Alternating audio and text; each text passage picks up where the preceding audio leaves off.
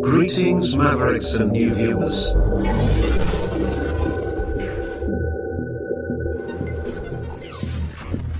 Tonight, direct and live from the Maverick News Network World Studios. This is Maverick News with Rick Walker.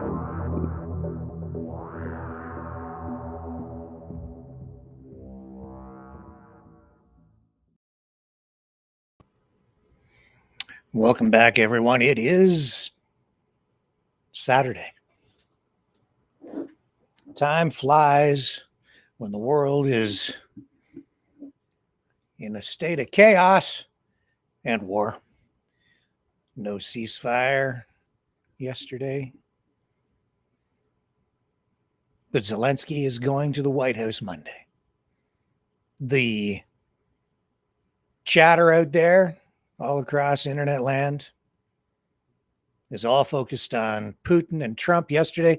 Who had the upper hand? Who won? Who lost? Was Trump played? Where does Ukraine fit into all of this? We'll talk a little bit about that tonight. I think John out in Alberta may call in. He is sort of immersed right in the middle of some demonstrations, some festivals, all kinds of stuff going on in Calgary tonight. So he may join us very shortly to give us the lay of the land out there in that part of Western Canada. And I'm seeing also that there is a U.S. politician who has taken an additional step trying to pave the way for the integration of Western Canada into the United States, possibly as a 51st state. So we may touch on that as well this evening. So let's see where things end up with all of that tonight. I am just checking over here to see if we're actually running it. We are. Everything seems to be okay. And we will. All right, I'm going to click on some of this over here and some of that over there to make everything work. And I will see you right after this, and we will begin to dig into today's top news stories.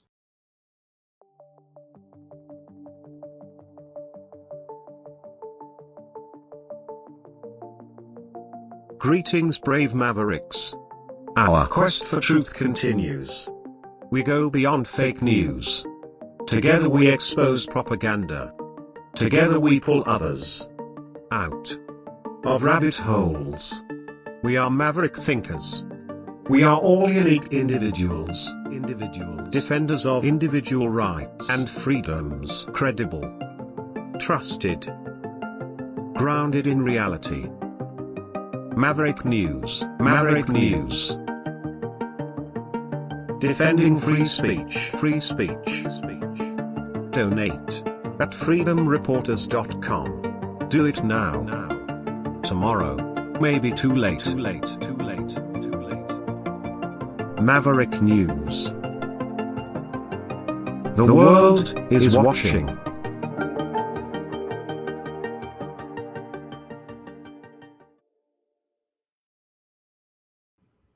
Okay, I'm back, and I'm just checking some technical stuff to make sure we're up and running as we're supposed to be. Up.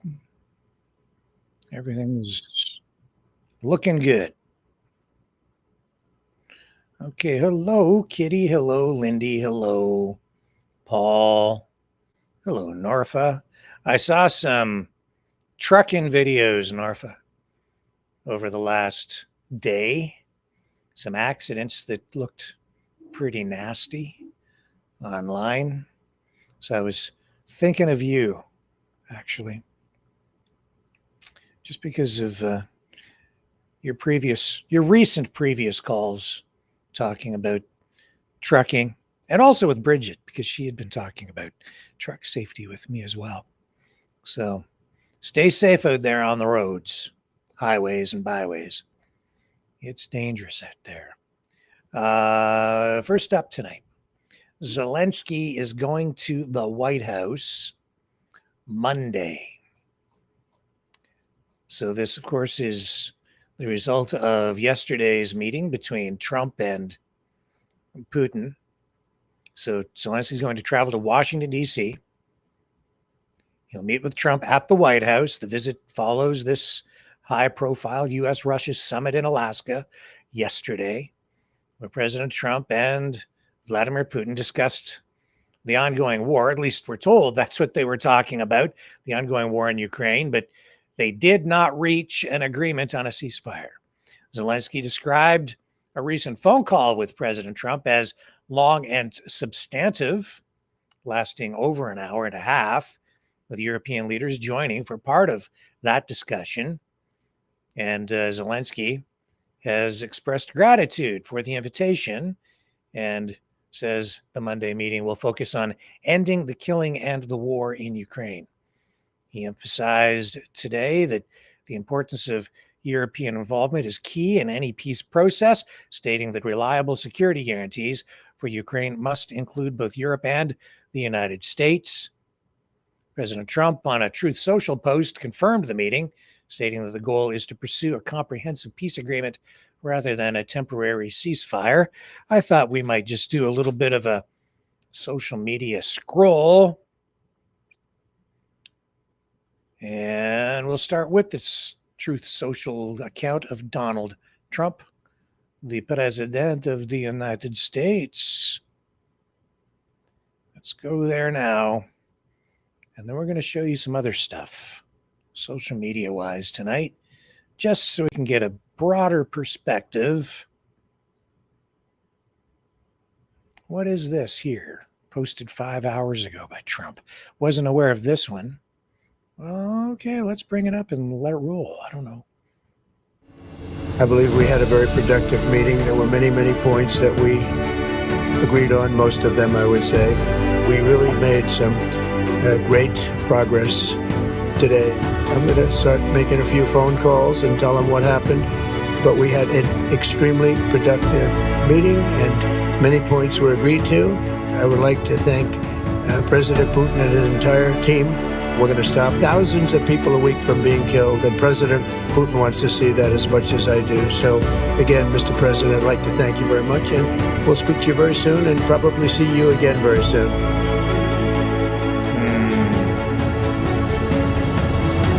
Skeptical. New York Post. More safe than I ever felt, it says here. Let's go to that New York Post. It is no longer there. What is the story that they're running? It's not the one that Trump was trying to send us to. There's an ad for some stuff from China. DC woman goes viral after sharing she feels, oh no, I guess it is that. It feels more safe than ever in Capitol after Trump's law.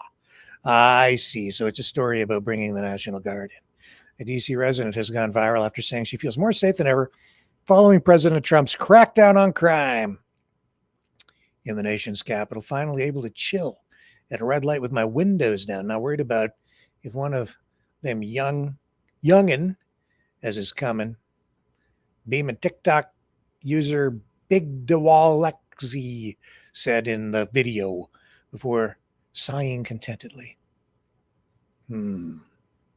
Let's watch. DC police detain a person August 14th after President Trump's announcement of the federal takeover of the Metropolitan Police Department. Oh, they're arresting another guy.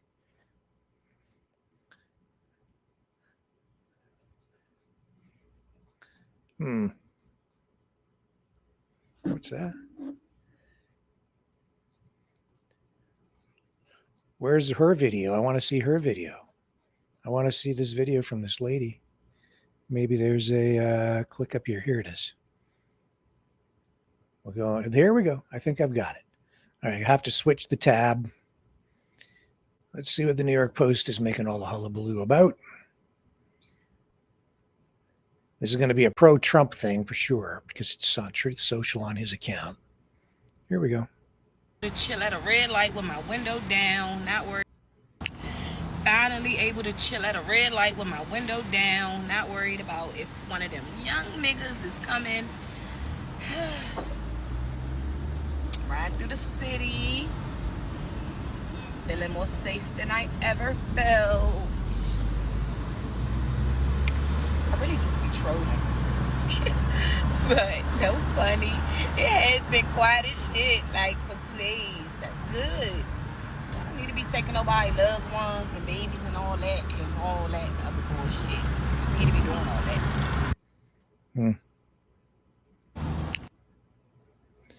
Okay. I guess that's what happens when you send in the National Guard and you just arrest all the poor people. I don't know. It's just, what is this for you? Pro-Ukraine rally in Alaska against Trump Putin Summit. I don't know if this is, I think this is maybe from yesterday, but let's let some of this run. I have to go back to this tab. I believe, no, is that it? No, here it is. No, yeah, here it is. Yeah, okay. I have to switch tabs again. Bear with me, folks. I'm clicking as fast as I can.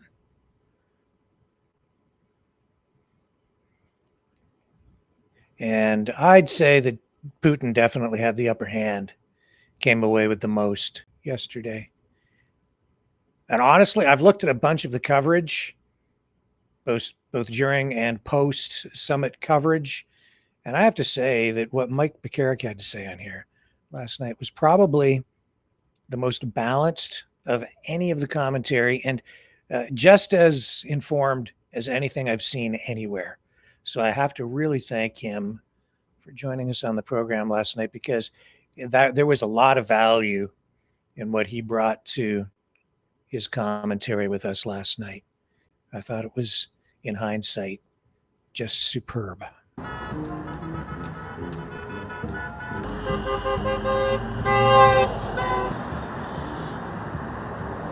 Yeah, I have seen a lot of reports, both prior to, during, and now after, about pro-Ukrainian rallies in Alaska,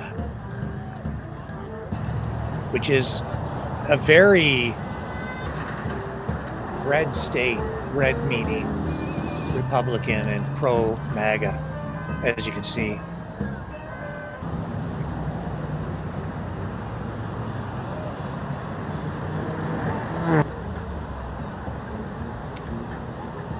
And I did tune into, at least a half a dozen different reports out of Alaska with journalists talking about exactly these demonstrations, pro-Ukrainian demonstrations in Alaska.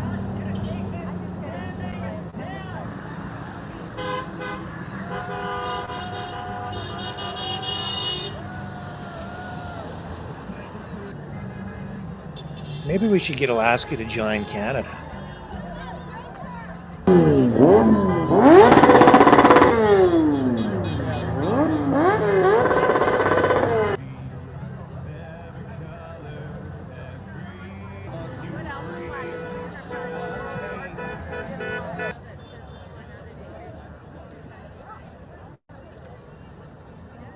Now, why do I say, and this is analysis and opinion on my side, why do I say that Putin got the most out of yesterday's meeting?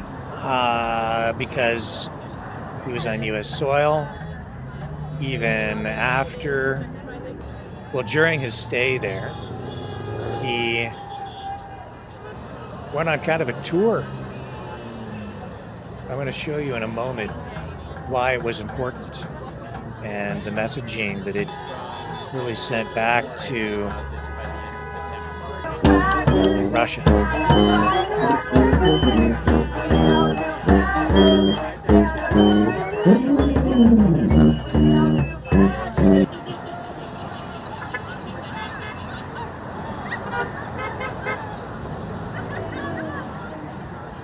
Okay.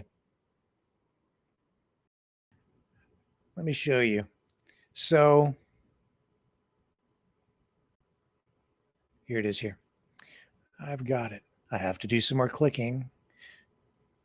Un momento, por favor. Here we go.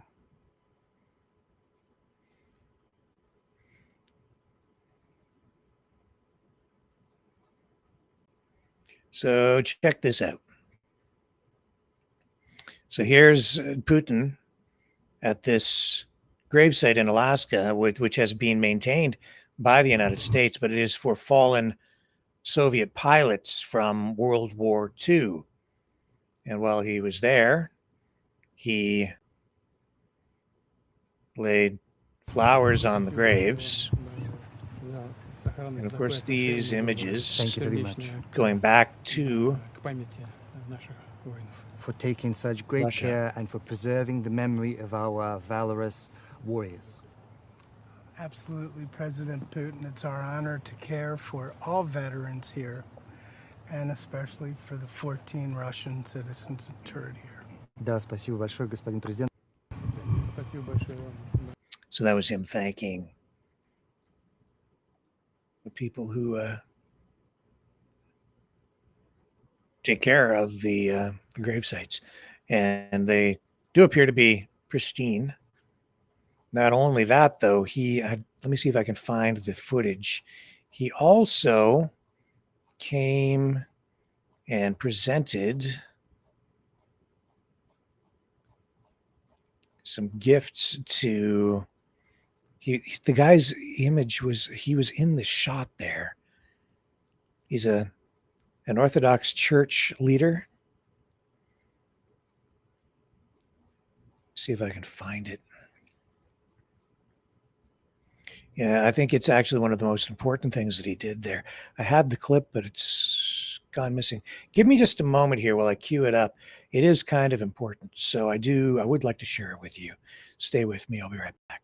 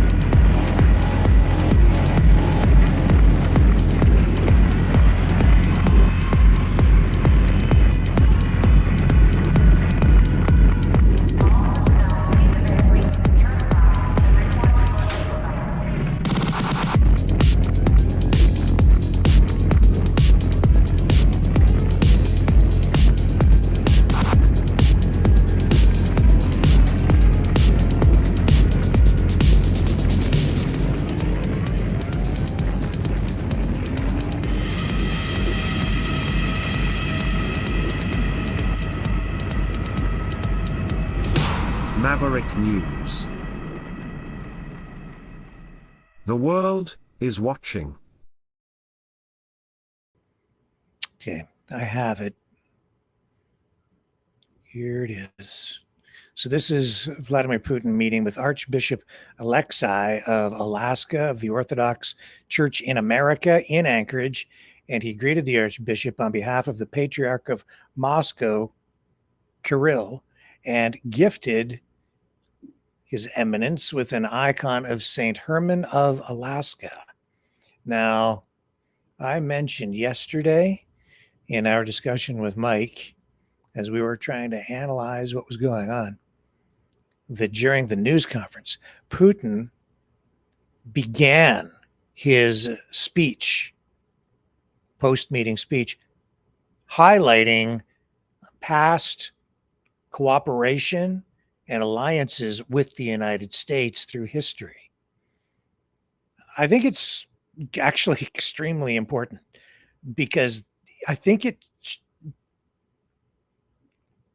represents or illustrates, I think, the shift or the pivot that is happening, allowing more of the convergence that I have been talking about, in particular, the convergence between Russia, the United States, and more specifically, MAGA in the United States with Russia.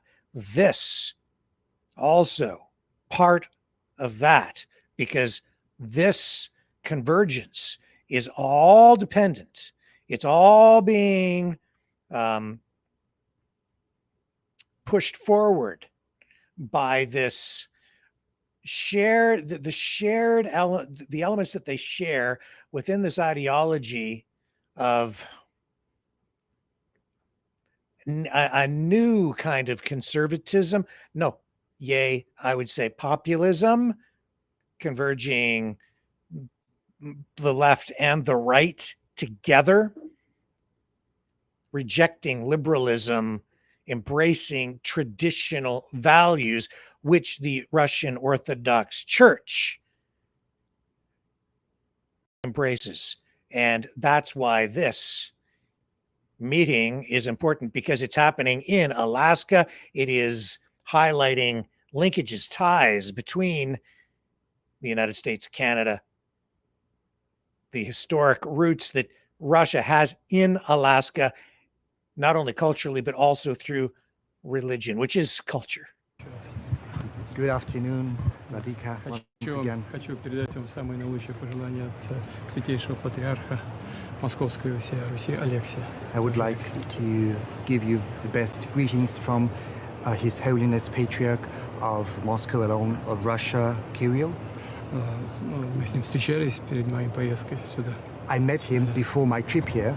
Он мне сам рассказал о том, как здесь зарождалась православная церковь. He personally told me how the Russian Orthodox Church was established here. Рассказал о том, что он здесь тоже был на службе. He told me he'd been to Alaska and he assisted at the divine service. С большой теплотой очень отзывался обо всем. And he spoke with great warmth about his recollections. Вам самые наилучшие пожелания. And he asked me to give you his best greetings. И я хотел бы на память вам вручить некоторые подарки. And I would like to present you some small gifts as a token. Герман Аляскинский. This is Saint Herman of Alaska.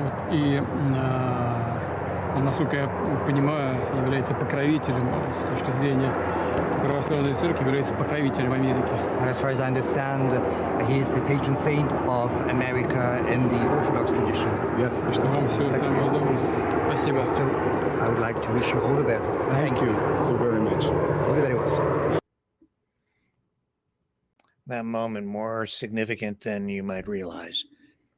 I think than probably anybody realizes. It's significant enough that, and some people cluing in enough to know that that is something that's important to broadcast back in Russia.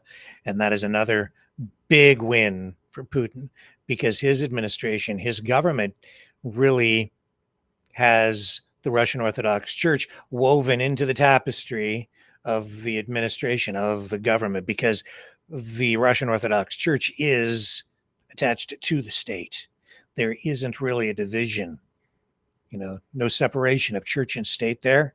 Russian Orthodox Church is part of the state. That's why you get these accusations of Ukraine attacking freedom of religion, because Ukraine has gone in and they have shut down, where they have taken actions against some churches inside Ukraine, Russian Orthodox churches, and the people running those churches, because of their strong ties to Russia, because it is a state-sanctioned church. Some of them have been accused of, and I think have been engaged in, spying and activities that have been directed or have been anti-Ukrainian. Long story. I didn't really expect to talk about that tonight, but it's tied to that, what you just witnessed. More than that, you're also seeing, it was about 3 months ago, that Dugin said that within about 6 months, you will see the United States and Russia become more closely aligned. But he said it's going to take time. And that the thing standing in the way is the conflict in Ukraine, which is why yesterday I was looking at it really from a different perspective than almost all. I don't think any other Western commentators or pundits were getting some of this right. I think most of them are still looking at it through from a wrong perspective, because they're not taking that into consideration. They're still looking at it as it's something transactional that Donald Trump is trying to achieve. And I don't think Trump has even fully clued into why they're becoming more aligned, but it's because of what I'm talking about. This philosophy, ideology that MAGA shares with Russia, which is traditional values, the kinds of values that the Russian Orthodox Church embraces, which is woven into the anti-liberal government and administration over in Russia. Enough of this. Point is, you look ahead 3 months from now, we'll look back on this day and we'll see if there has been any more movement in that direction, because it is significant. It's important. And I'm not sure where this really leaves Ukraine. As I said to Mike yesterday, Mike Becerra, I don't think people are looking at what's going on in Alaska correctly, because Putin and Trump are not really adversaries. They're on the same side. What they're doing is they're like carving up the world. When Trump was talking about land swaps, we don't know what happened in that meeting, but I'm pretty sure they were talking about navigation through the Arctic, access to those waterways, talking about what's going to happen in Europe in the coming months and years. Ukraine, a pivotal part of that. What's going to happen to Canada in the months and years ahead as well. What's going to happen to Alaska. And so, yeah, they are competitors, but I don't think Trump really wants to look at Russia as an adversary or an enemy. For him, it's business. For Putin, it's about carving up the world, as we've talked about on this program. And there are political activist groups, political organizations, even in the United States, pushing toward that very thing. Let me see here. Now, that being said, and speaking of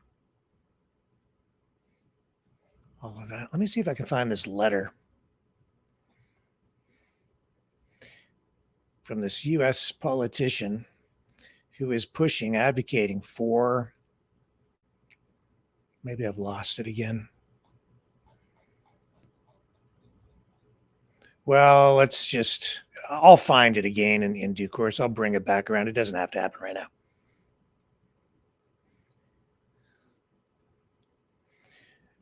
Hang on, I'm going to take a break, reconfigure all these tabs. Hang on. You know, someone very profoundly once said many years ago that if fascism ever comes to America, it'll come in the name of liberalism.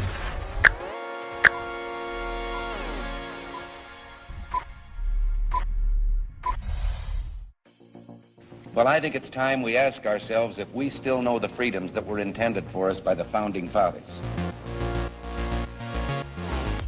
If we lose freedom here, there's no place to escape to. This is the last stand on Earth. The entire world is watching. Every dictator, every crazy dictator in the world is watching.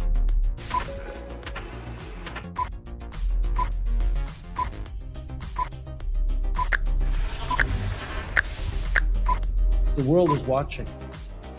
On TV. The entire world is watching. On social media. But the entire world is watching, and yes, they are seeing what we have apparently bravely been willing to say that others are thinking. Stand for freedom. Literally stand for freedom. Let's get this done. The entire world is watching. We're at war with the most dangerous enemy that has ever faced mankind in his long climb from the swamp to the stars. Maverick News. Maverick News. Maverick News. Let me have more control of my own destiny. The world is watching.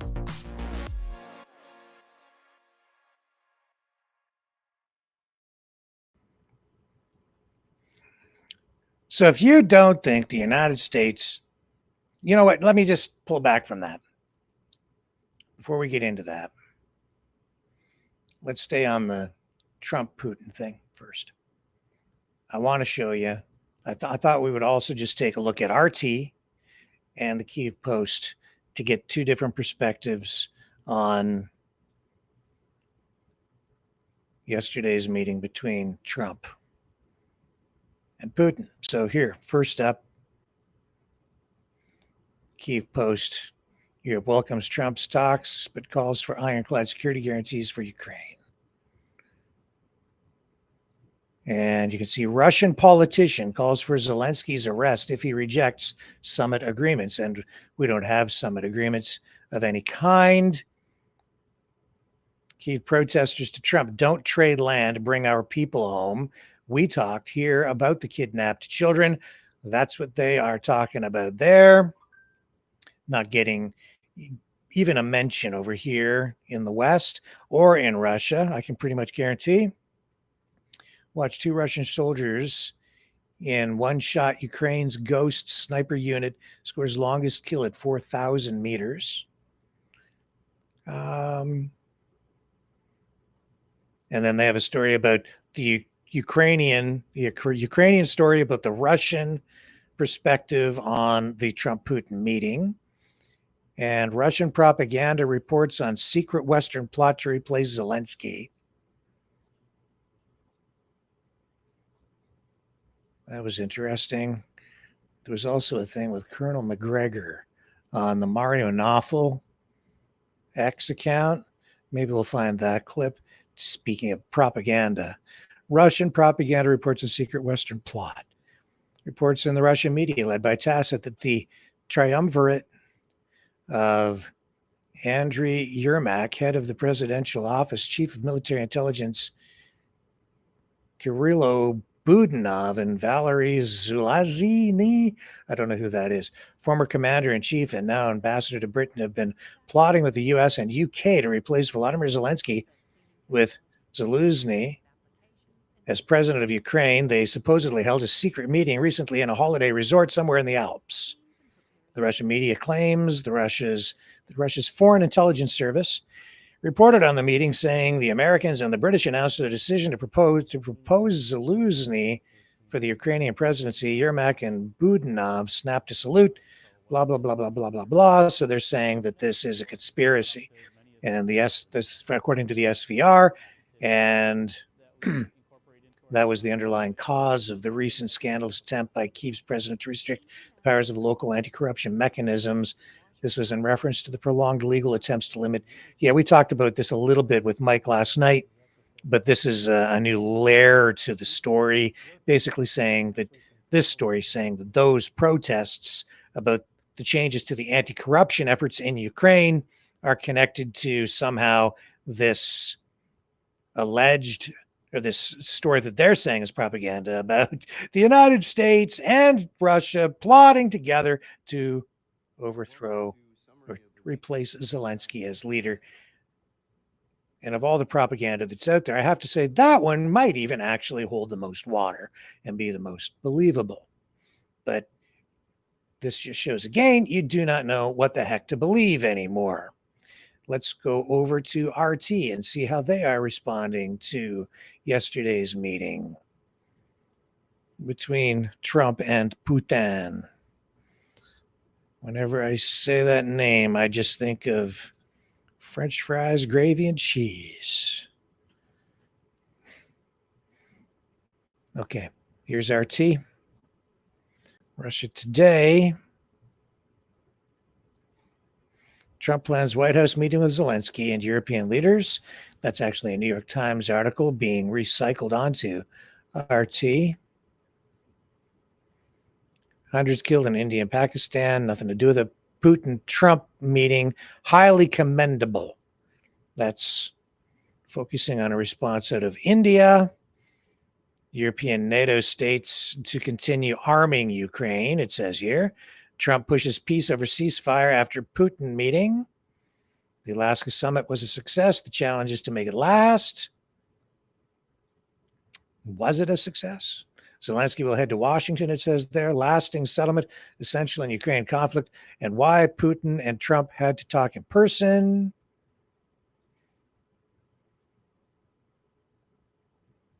Lavrov's USSR sweater, Russian media's makeshift camp, and wild animals on site, how Putin-Trump summit is shaping up. So this is now getting into some of the older stuff.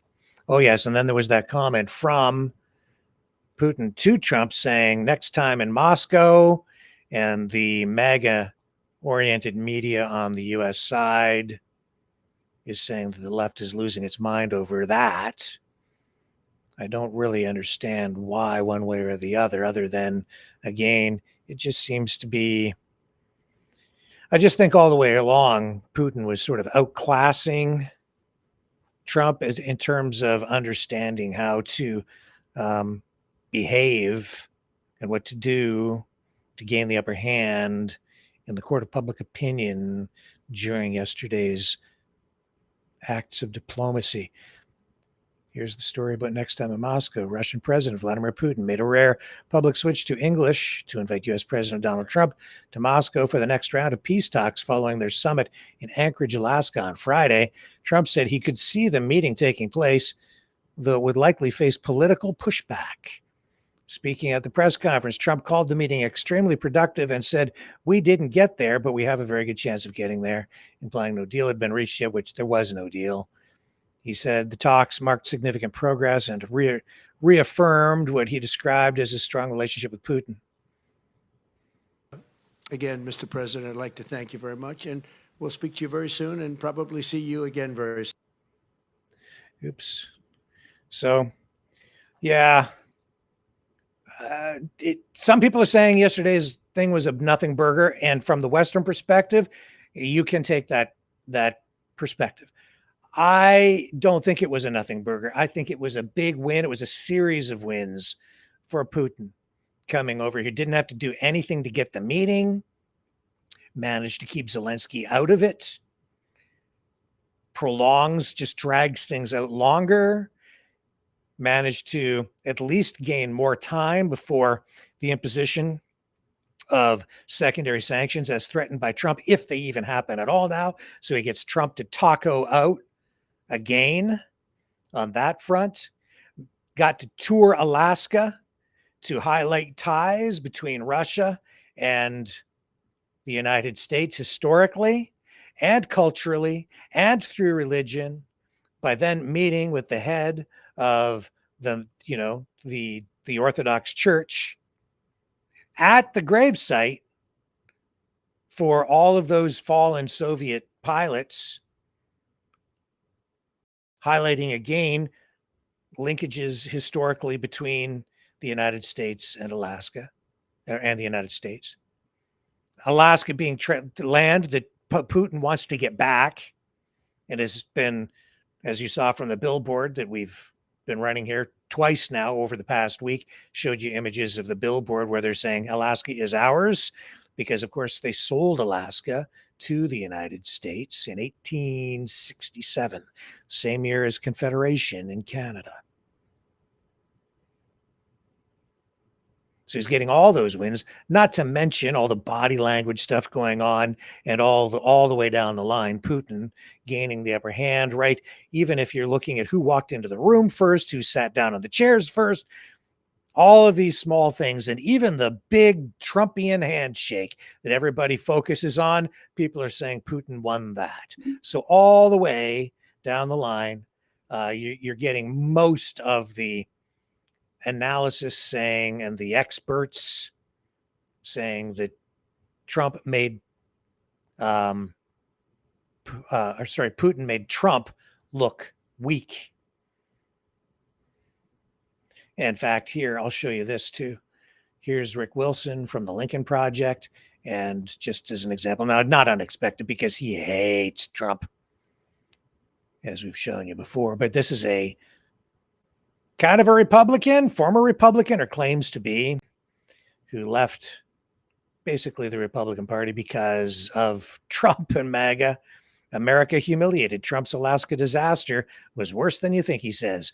I sat with this piece for a while, he says. I dashed out a big part of it last night in my head and knew where to take it, or so I thought. Then I realized my don't write angry rule is no longer in effect. So here it goes. He says, Donald J. Trump went to Alaska this week and America came home on its knees. The summit between Trump and Vladimir Putin was not a negotiation, not a peace process, not even a serious attempt at diplomacy. It was a reality TV set piece where the world's most servile, cheap crook slobbered over the boots of a KGB thug and called it greatness.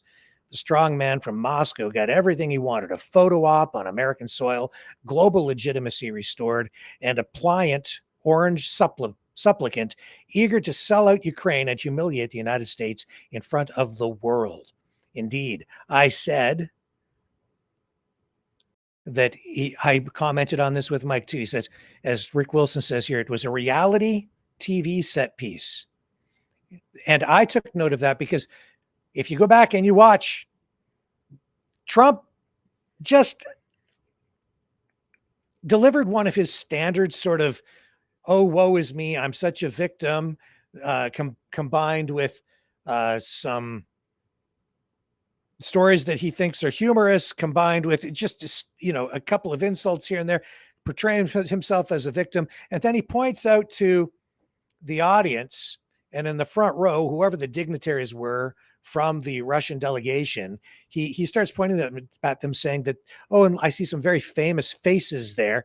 I've seen you in the news, which is to say that they're basically, in his mind, sort of political media celebrities, which is true because everything he approaches is from the perspective of what kind of ratings can I get out of this? How much attention can I get out of this? Everything is a show with Donald Trump. And if you look at even the people within his administration, he has populated it with celebrities, whether online social media celebrities or actual television celebrities, a lot of them former Fox News hosts, whether it's Judge Jeanine or Pete Hegseth. You go down the line, you see all Dan Bongino, another influential social media live streamer. And he's giving these people prominent positions within his administration because they're talking heads. They're just pretty faces out there in front delivering the messaging to us, filling our heads full of whatever messaging they want to send to us. Because it's a show. Everything yesterday was a show. As Rick Wilson is pointing out here too, just in passing, but I highlighted it and I'm highlighting it again now because that's why everybody feels like they're watching a movie. Politics has become entertainment.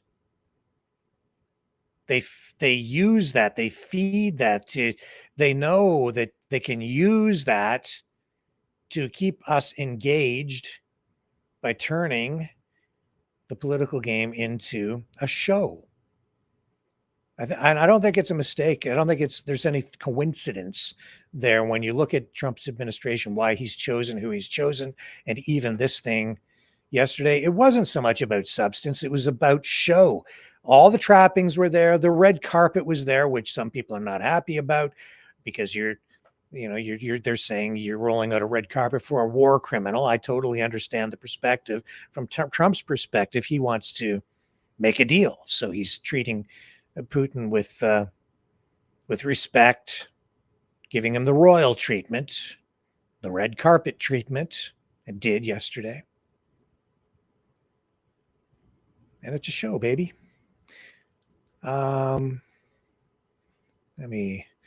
Speaking of shows, I am pivoting here a bit now on subject matter. If I can get this up. Here we go. It's absolutely a show. So interesting to see. First of all, Schwarzenegger. Arnold. This is what I'm talking about. If it ain't a show, then why do we have movie stars constantly making political statements? And who keeps popping up? Well, on the Democrat side, it's generally this guy, Arnold, the Terminator. an autograph for a selfie or something like that. And here's Arnold commenting on the Trump-Putin meeting. President Trump, I just saw your press conference with President Putin, and it was embarrassing. I mean, you stood there like a little wet noodle, like a little fanboy. I mean, I was asking myself, when are you going to ask him for an autograph or for a selfie or something like that? I mean, you literally sold out at this press conference our intelligence community, our justice system, and worst of all, our country. You're the president of the United States. You shouldn't do that. I mean, what's the matter with you? I mean, whatever happened to the strong words or to the strength of Ronald Reagan when he stood there at the Berlin Wall and he said, Mr. Gorbachev, tear down this wall? What happened to all that?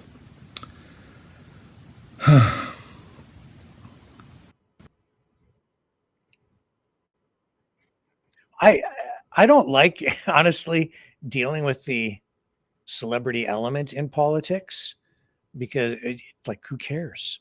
But people do care. The guy does have a massive following. He's a superstar and a politician. Don't forget, right? One-time governor, California. So, yeah, like it or not, it's woven into the politics of the United States heavily. Now, Tom Cruise, on the other hand, I have to say, I was surprised to learn this. The other day, we showed you Trump. Remember, he was at the Kennedy Center, and they were unveiling all of the pictures of the people who were receiving, I think, Lifetime Achievement Awards. Among them, who got the awards? There was Gloria Gaynor.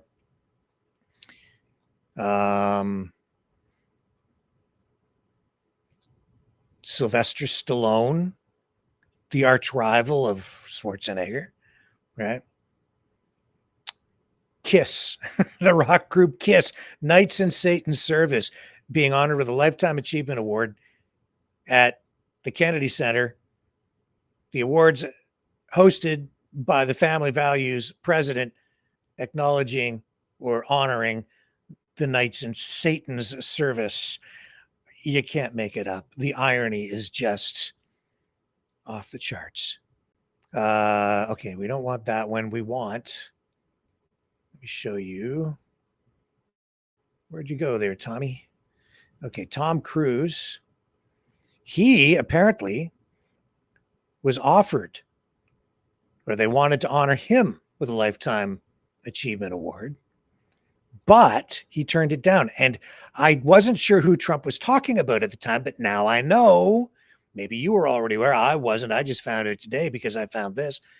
Trump mentioned that some people didn't want to, that they declined the award and didn't want to be recognized. It looks like Tom Cruise was one of, maybe was the guy who turned it down. Here's a video about him talking about why. And I have to say, I respect this. Mr. Trump said he was 98% involved in selecting me, and I appreciate the sentiment. But honestly, it's precisely because of his excessive support that I can't comfortably accept this award. Once he's involved, it's no longer just an art award. What was meant to be a celebration of the arts has turned into a political spectacle. I've spent my life making movies, and all I want is for the audience to enjoy it, for those veterans to see themselves reflected on the screen, and for it to have nothing to do with politics. As for those who say I'm disrespecting the award, please, the Kennedy Center stage is for art, not for political agenda. I never take any honor lightly, and I have great respect for those who have dedicated their lives to this craft. But I would rather be remembered as an actor than become a pawn in some political issue. The award is a good one, but the timing is off and the people involved aren't right. Rather than having people analyze which side I'm on every day, I'd rather they focus on whether I can deliver the performance. Yes, although art, politics, religion, culture, it all intertwines. Movies always have, it doesn't matter what you make the movie about, or even if you try not to politicize it, there is politics in everything, but I do respect him trying to distance himself from it. Now, it may be just simply that he doesn't agree with Trump. He doesn't like Trump. Maybe he's just opposed to Trump or MAGA or the ideology or whatever it is. And so rather than take a hard line political stance, which could cost him in his career, make him less marketable, he's trying to take a neutral stance and distance himself from the entire issue of whether you should accept or not accept. But the thing that was going through my head during the ceremony, with all the sheets coming off and the pictures being unveiled for those awards, is if you go down the line and you look at who's being honored, most of them, if not all, but most of them for sure, aligned with Trump. Sylvester Stallone, definitely. Kiss, they've been playing at Trump's political rallies, right? So these, I was surprised. I'm almost surprised the Village people didn't get it, and that's why I was laughing too the other night. I was saying I'm having a little bit of trouble, connecting Trump and culture together. Now let's just pivot again a little bit. We'll get out of this Trumpian world for a moment. Oh, I can't, because even this story has a Trump element to it. This is the letter that I was talking about, and response letters to the letter that I've been talking about, coming from a U.S. politician trying to make it easier to help pave the way for the western provinces of Canada to become part of the United States as the 51st state. So this is from Maine Senator Joe Martin.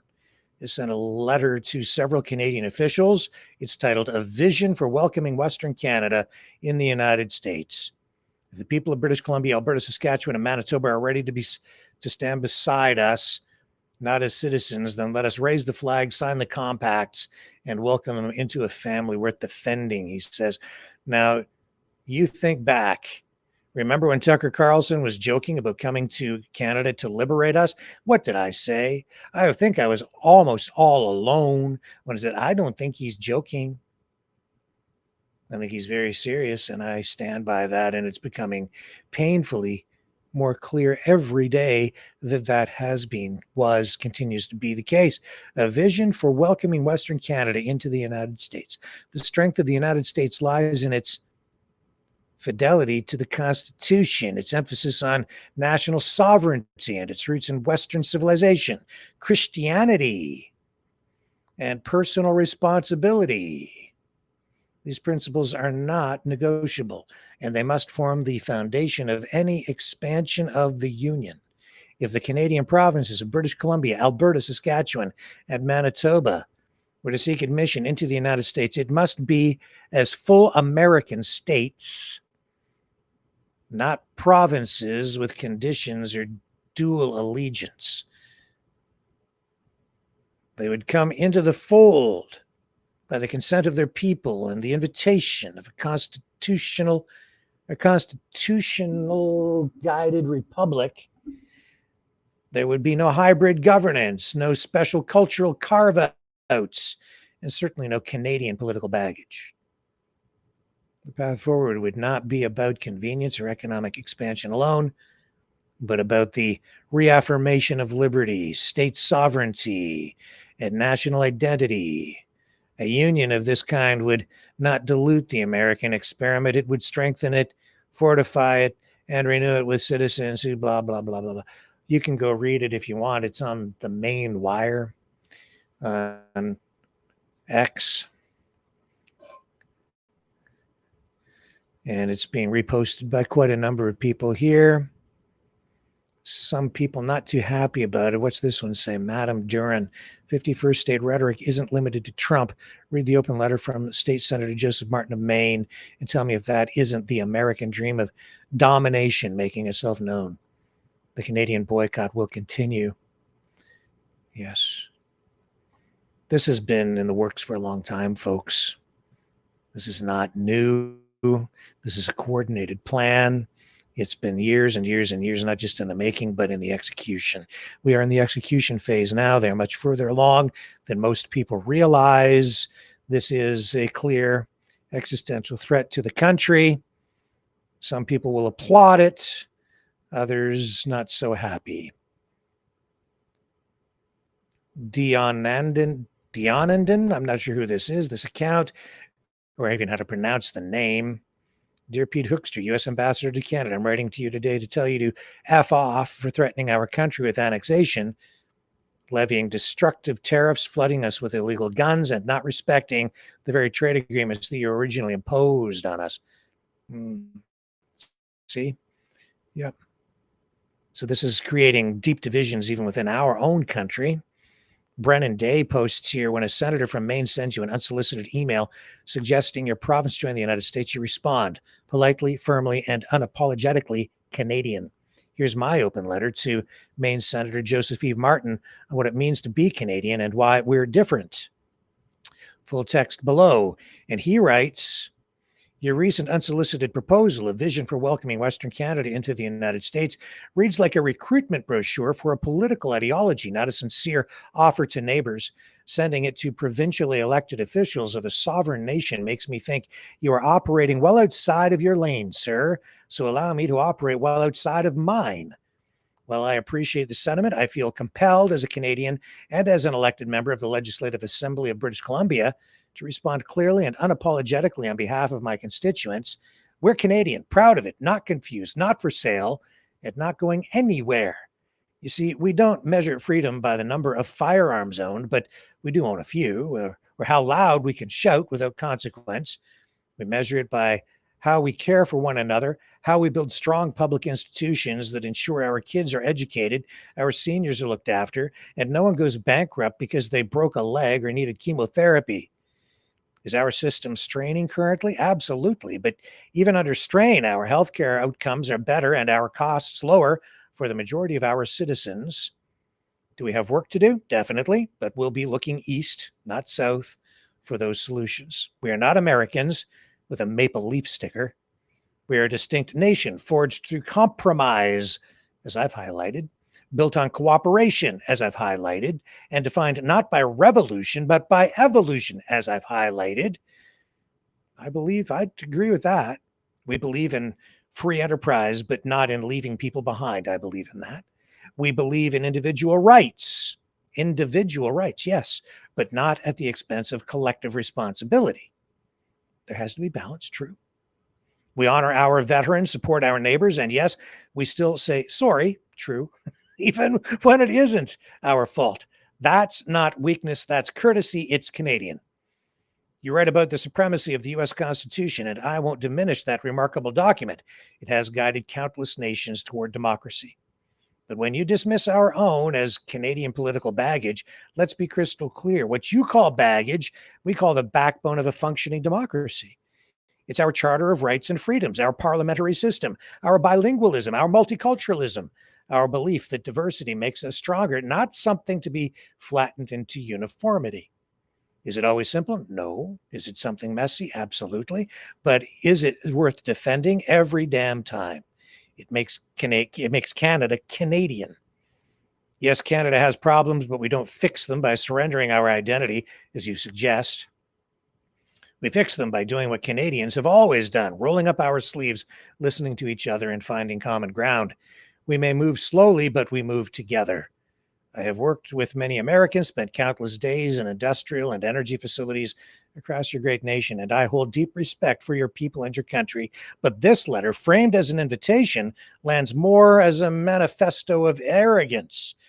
The idea that Western Canada must abandon Canadian legal codes, discard Canadian political loyalty, and salute your flag, not ours, is not unity, it's erasure. You say you want us free, armed, self-governing, and accountable. We already are. We just don't define those words through the same lens. Freedom means your health card works better than your credit card. Armed means not only our amazing Canadian Armed Forces and responsible gun ownership, but a population educated and armed to read between the lines and think critically about the future. Accountability means a leader who answers to Parliament, not the cable news pundits. Self-government means working with Indigenous peoples, not stepping over them. It's true, we have always done that in a different way than the U.S. Our vision may overlap with yours in parts, but it differs where it matters most. We believe a rising tide should raise all ships, not just mega yachts. That capitalism works best when it remembers who it's working for. That the strength of a nation isn't measured by the number of military bases, but by how it treats its most vulnerable. We are proud of our roots, but we're not stuck in them. We believe in our potential, but we don't need to become something else to realize it. We already have all we need to succeed. And while we remain committed to a strong, respectful relationship with our American neighbors, let there be no confusion. This country isn't for sale, and it's not up for adoption. Senator Martin, I respect the boldness it takes to write an unsolicited pitch to dismantle a nation to Canadian provincial legislators. But let me be equally bold in return. Your letter is a perfect example of what many Canadians find so deeply troubling about the American worldview, assuming that what works for you must be the solution for everyone else. We know who we are. We know what we have. We see the chaos, division, and deep inequalities that plague your system, and we've chosen a different path, not because we're blind to our flaws, but because we believe in fixing them our way. So while I appreciate the offer, we'll pass, sir, proudly, firmly, and with both feet planted in Canadian soil for now and ever. If you manage to make it to Vancouver Island, please give me a call, and I would happily show you exactly what we have, why we have it, and why we will never give it up. All the best in the hard work you have ahead of yourselves down there, and I'm sorry for the strong language. Brennan Day, MLA. And he's a conservative. Proudly Canadian. And he gives the email address for joseph.martin@legislature.maine.gov. And hashtags that are pro-Canadian.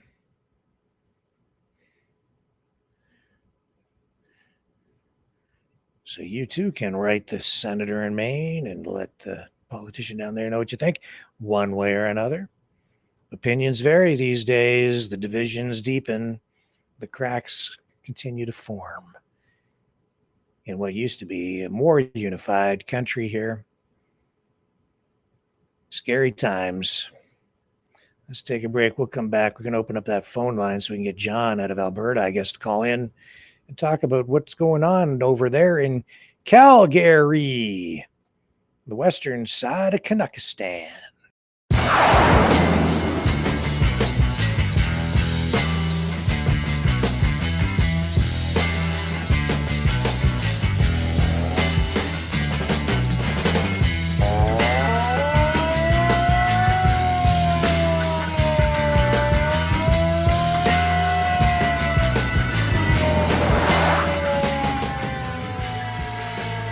Maverick News. Fighting for freedom.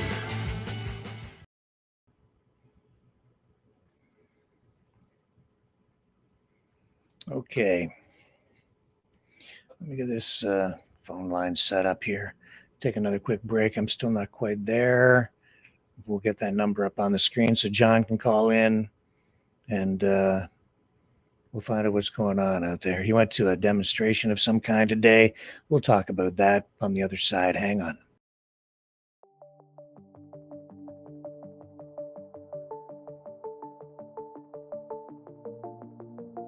Greetings, brave Mavericks. Our quest for truth continues.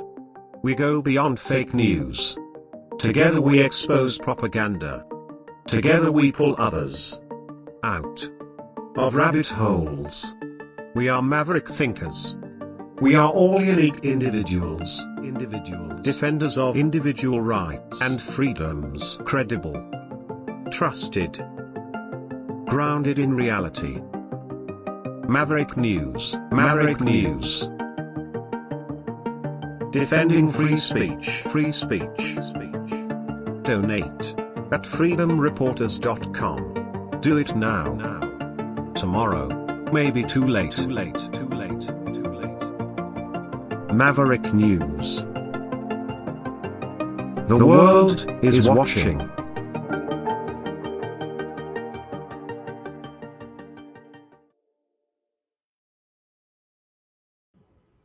Okay, John, if you're out there listening, we did speak earlier, and he is there. He's got the number already. He must have saved it from the last time. Okay, beautiful. Hello, John Rimby from out in Alberta. How are you tonight, sir? Hey, guys. How are you guys doing tonight? Rimby John, Alberta side. Well, I'm doing okay, and I'm looking in the chat. It looks like people here are in a reasonably good, even-keeled mood. And how is the weather out there for starters tonight, John? Give us your report. It's been not too bad, kind of mid-20s, 28, a little bit of rain, cooled off. We haven't had much of a summer here, guys, though. It's been cool and wet. Yeah, so. Well, it's been one heck of a summer here for the past couple of weeks. It's been hot like every day for at least the last 2.5 weeks. Today, Well, again, you know, guys, I like that. Well, we had a great stampede here, but fun stuff going on in the Calgary today. There's a huge Caribbean festival here all weekend. They did a huge parade this morning down on Stephen Avenue Mall. And for people that don't know that, it's similar, Rick, to St. Catharines Mall in Montreal. Big, wide open street, no cars, lots of people. Hang on a second here. I got to get this down off the screen. This is turning into a little bit of a mess here, John, as I'm trying to get stuff up on the screen for people.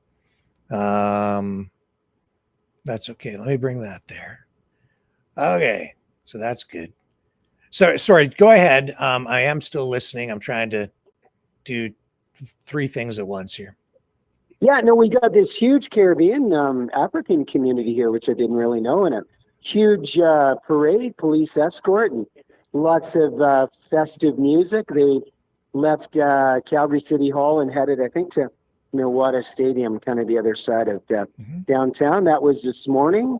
And there's also a big country fest cowboy music thing going on at Fort Calgary all weekend long. And so to be clear, your Calgary Stampede, that's long gone now. That's not going on anymore. That's over with, right? First week in July. So. Yeah. So that was that was weeks ago. And now you just have all these other summer events going on. So Calgary's still a happening place is what you're telling me. Big time. Yeah. So Caribbean Festival. What was the other one? A cowboy thing? Yeah, country music, cowboy fair festival all weekend at Fort Calgary, the famous Fort Calgary.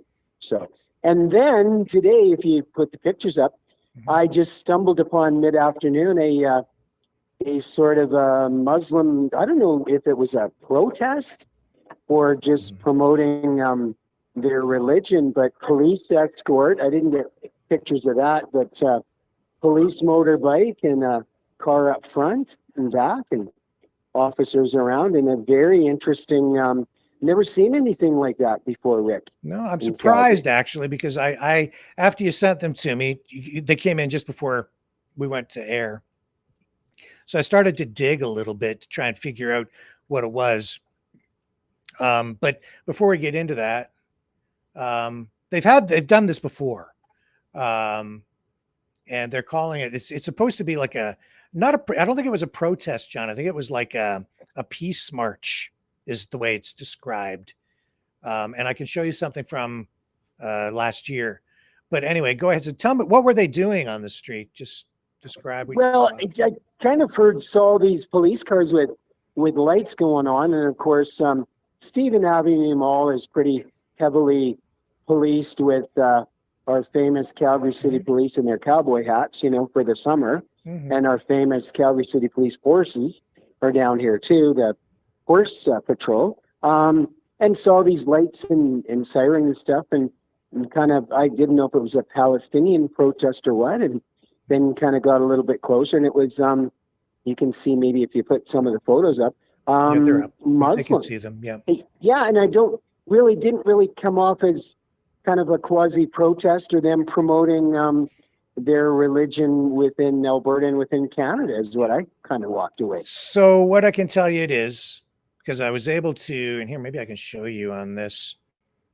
it is Calgary's Muslim community, and it's a peace parade, and they have done this before. The objective here, and I would encourage you, the next time you see them, go over and talk to them. That's actually okay there because they want to talk to people, and that's why they're marching through the street. So they did technically, Rick, actually come up to me, and I gotta say, I am a Christian, a Lutheran.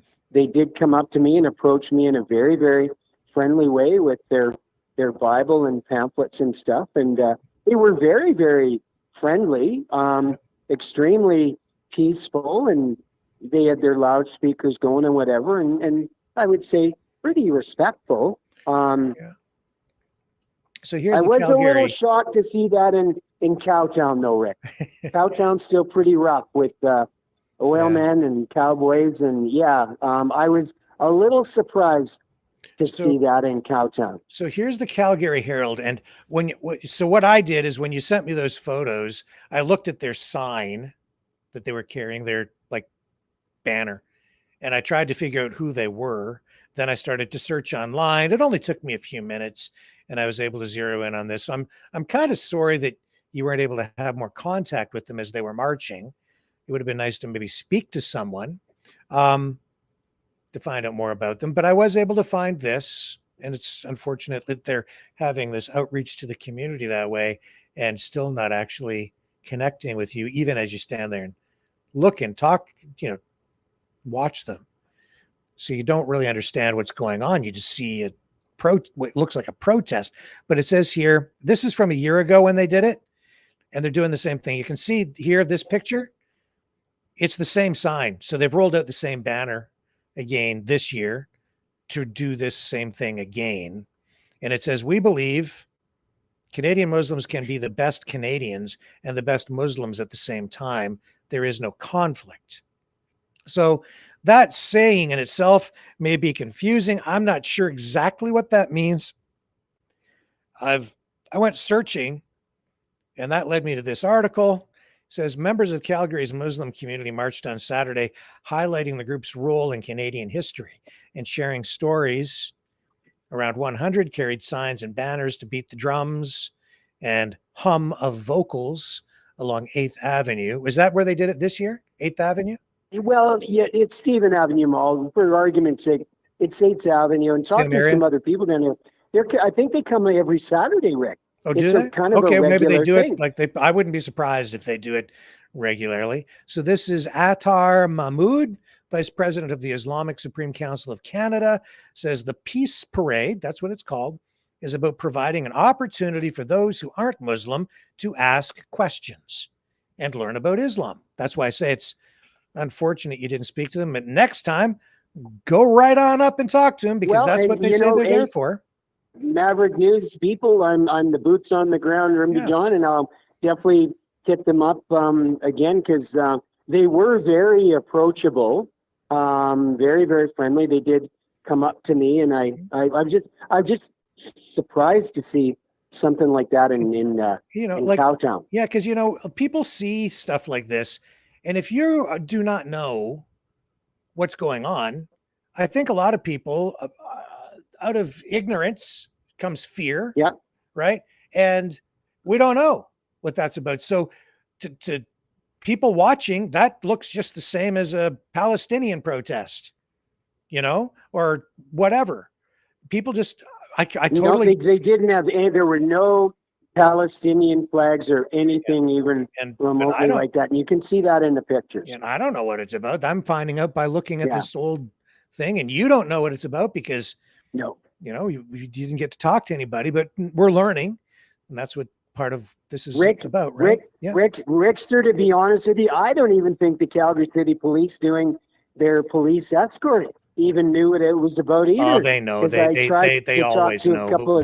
They know before they become involved and provide an escort, and they would have had a permit, and they would have gone to police absolutely, to get the escort so that everyone is kept safe, which is the objective there. It says here, quote, even if we teach one person, I think that the message goes a long way. So that's exactly what we are doing today, said Mahmood, who's also president of Muslims Against Terrorism.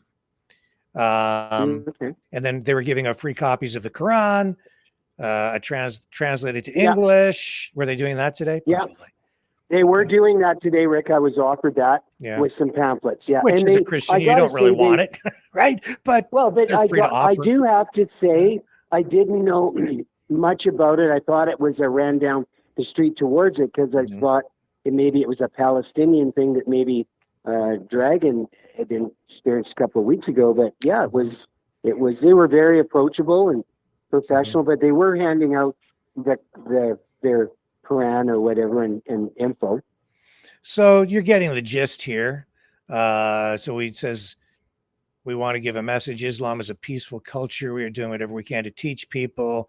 The ISCC has 42 mosques across Canada, 5 of which are in Calgary. And it says here as well, I found out. Lots in Edmonton. Yeah, so you have a large and growing Muslim community. The first mosque to be built in Canada was in Edmonton in 1938. Wow. Didn't know that. Yep. So now you do. So this has been going on a long time in Kazakhstan. Yeah, I know that out there you do have a large Muslim community, but that's the thing. You can't judge a book by its cover. And there are lots of different flavors of religions and oops, sorry, I took you down off the screen.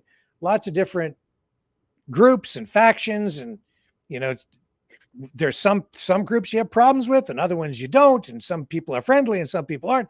That's why you have to learn and judge people as individuals. I think that's Rick, here's the bottom line. Don't judge a book by its cover. And I've learned a lot today by experiencing this thing and sending you the photos. I didn't know.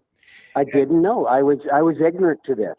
And so was I. I don't know who these guys are, but from those images, I looked at the banner and I saw, and I mean, all this is on the fly pretty much because we were getting this set up at probably 20 minutes before we went live. Yeah. So I found the website. See if I can find it here. I brought it up. I have so many things up. It's hard to. There it is there. So I don't know. I thought maybe another night, maybe we'll phone them up and see if they have somebody who wants to come out and talk to us. Rick, so I'm going to show you the website. Yeah. I got to tell you, God's working in Rimby John's life today, because before this Muslim, and it wasn't a protest, that parade, I call it a parade I ran into, the Mormon boys nailed me. They were everywhere. Yeah. So I got double nailed. The Mormon boys nailed me. Elders, whatever. And yeah. So I got, everybody's selling something, man. No, God is working in Rimby John's life today. It's all good news. Well, you're not alone, because I was up working here till about 4:30 in the morning. So I slept a little bit later in the morning, and around 9:30, the doorbell rang, and it was my Jehovah's Witness friends who come and see me about once a week. And, they're trying to sell me their brand as well, right? They want me to join. God's working in Rickster's life too. But I have to tell you, I know people are like, I'm not letting them in my house. They'll never leave. I'm not. It's a joke, right? Because they do go door to door. But that's called good advice, Rick, not a joke. Yeah, I know. But the thing is, I actually enjoy my conversations with them, because we get into some very deep philosophical, discussions about religion, the meaning of life, politics. I think I end up talking far more than I should. Very intelligent people, Rick. I flip it around on them, though. You see, they come and try and sell me their brand of whatever it is, the Jehovah's Witness religion, and I end up trying to convince them of other things. I change the topic and start talking about other political things, but they're always great conversations. And it's usually two guys that show up. One guy every time. He's sort of the leader, And I ran into them at McDonald's when I was going down there to meet a friend about a month ago, and they showed up, happened to drive up into the parking lot. I was like, hey, so they've become my friends, you know. I'm not in their church. I'm sure that they would love me to join, but I'm not. I don't think I'm into it.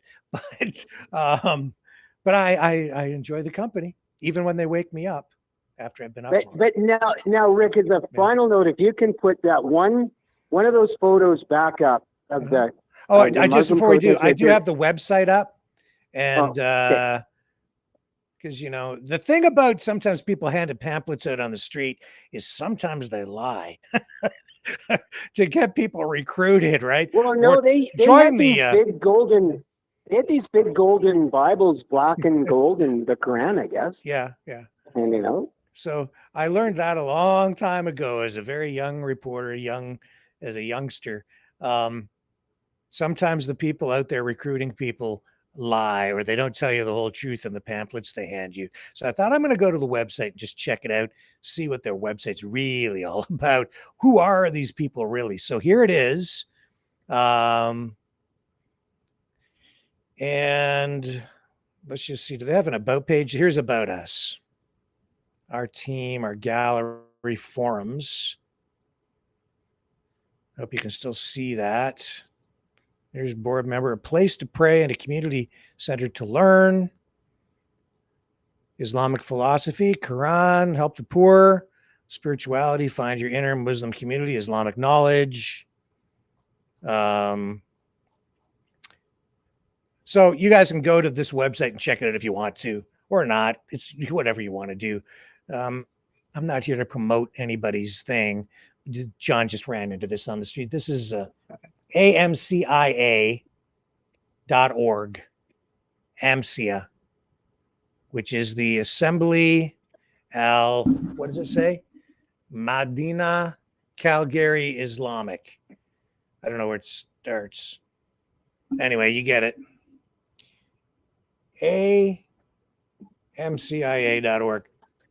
So they're just out there, I guess, promoting peace. They want to live in harmony, I guess, is what the idea is.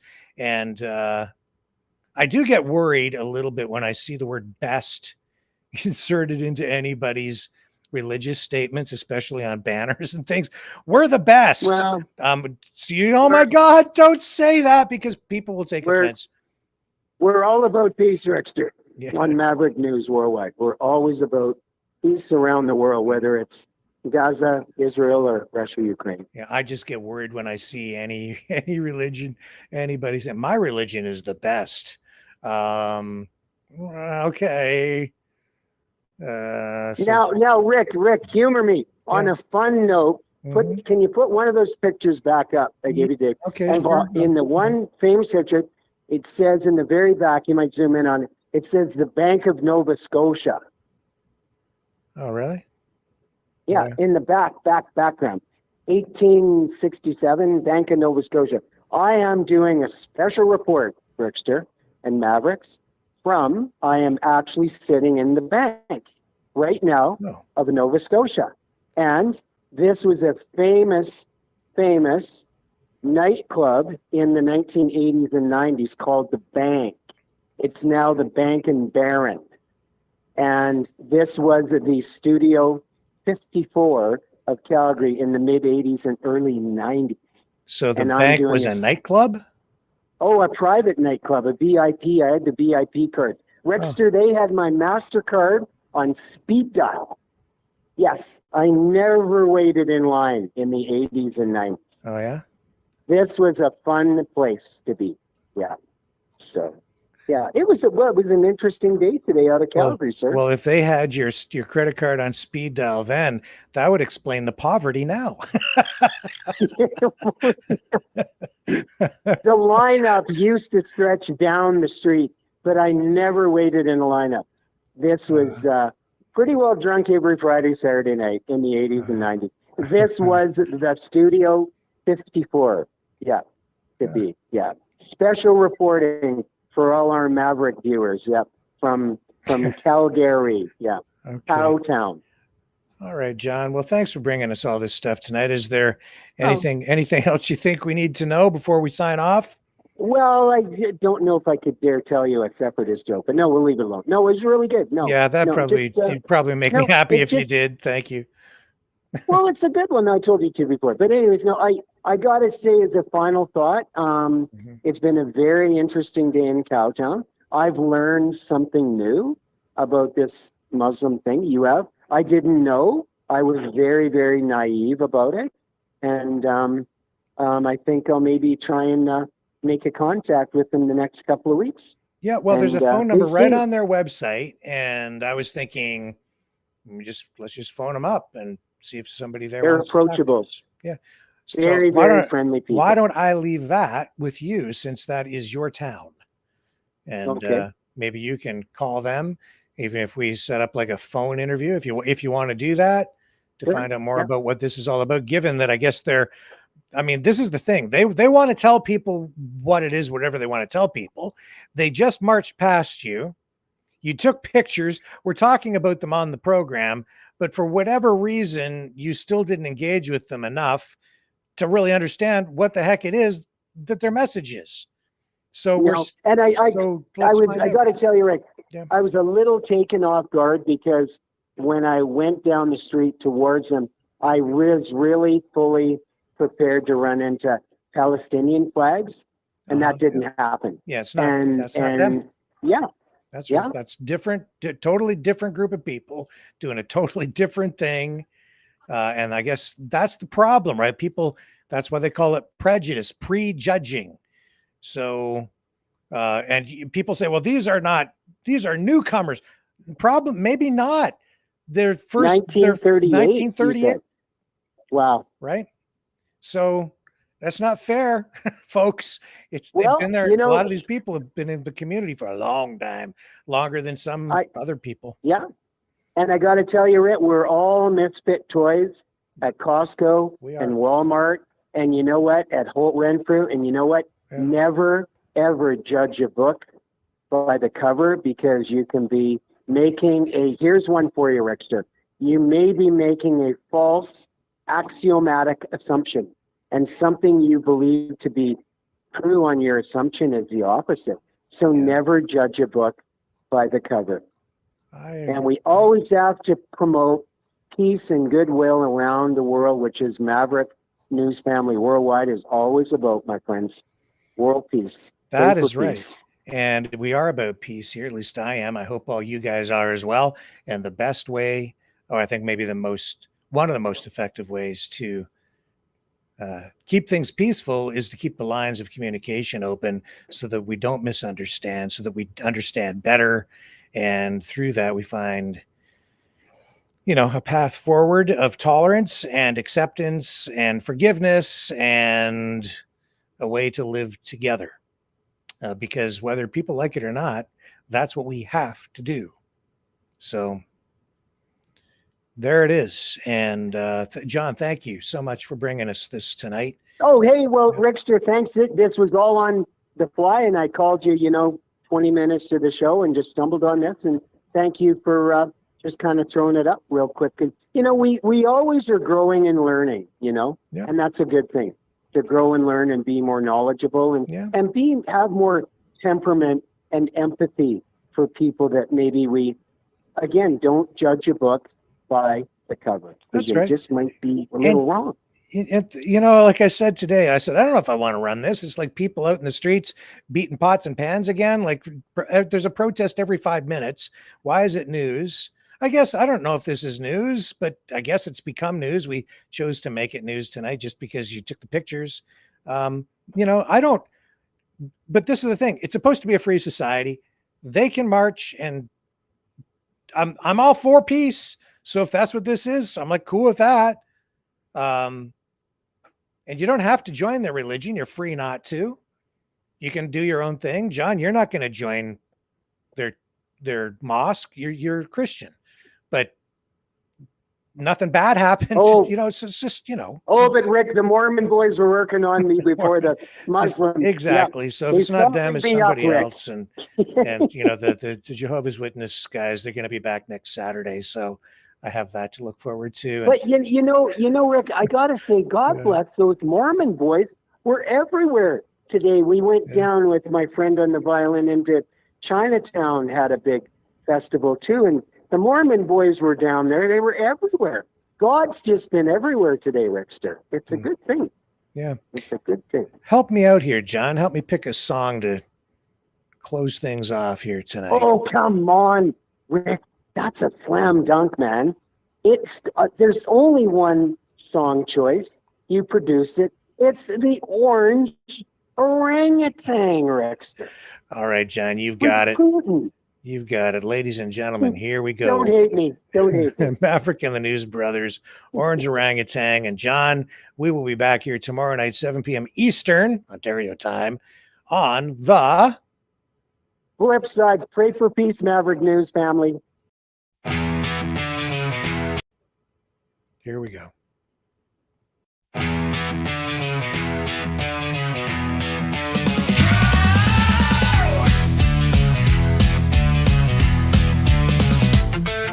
Monkey see, monkey do. Vladimir Putin's making a fool out of you. Once a deal maker, now just a shouter. Used to shake hands, now it's all about power. You turn your back on your friends and your allies too.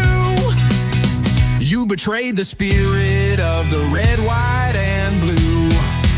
Oh, orange orangutan man, swinging through the world with a heavy hand. Tearing up treaties, slapping on tariffs, throwing tantrums like a billionaire sheriff. Tell it down, don't stop it, man, you beast, you critter. Orange orangutan man.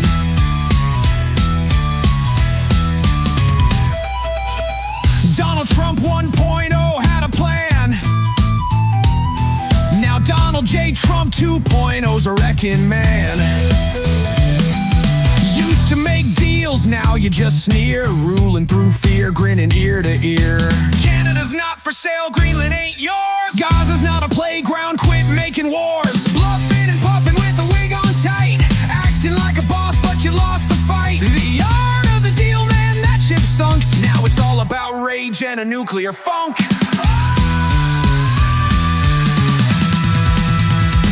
Orange orangutan man, swinging through the world with a heavy hand.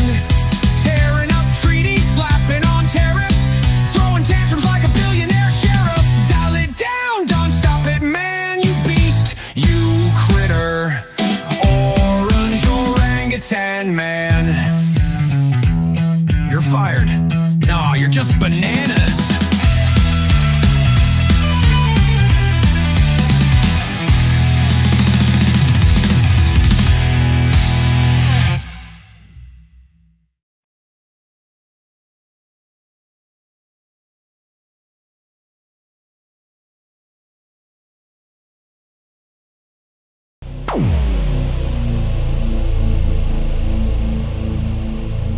This has been a Maverick Multimedia production.